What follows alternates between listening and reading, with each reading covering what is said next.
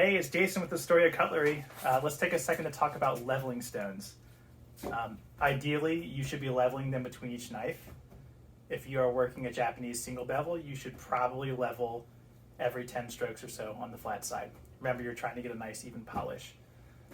Sometimes we don't follow the rules, or we don't have the right people to steer us towards the light, myself included. So we end up with this.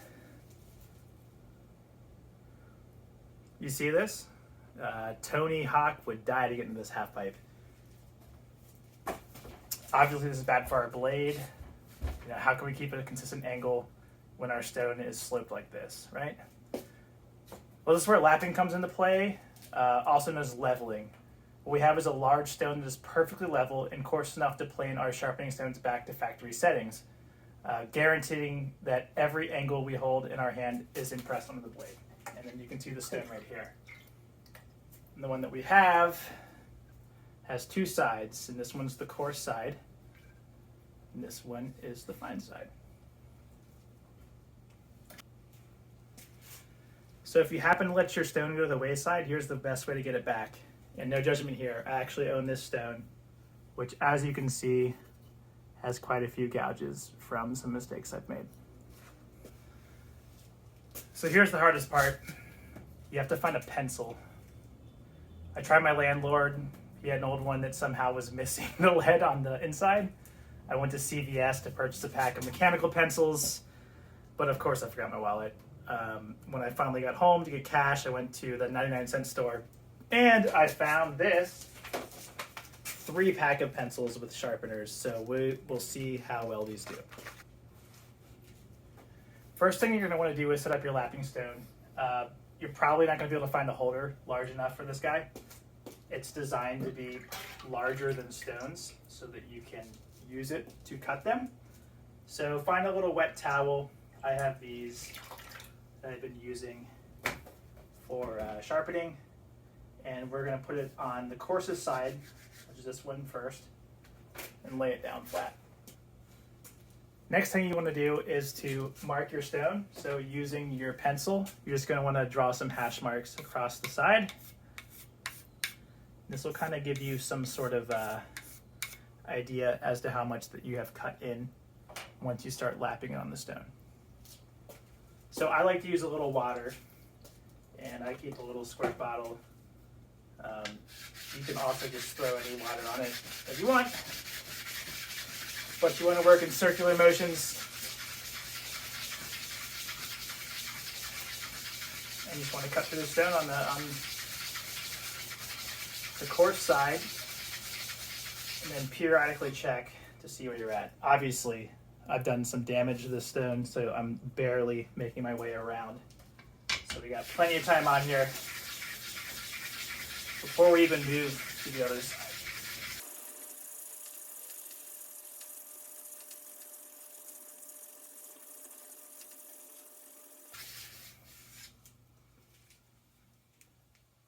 Still even more to go, but moving in the right direction. You'll see the channels will start to fill up with the mud from the stone you're sharpening. Very normal. You will have to wash the stone after a while.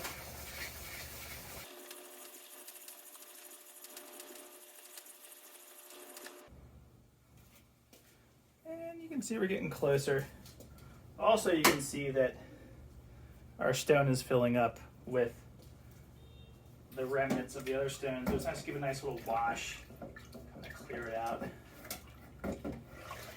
And cut the way it needs to.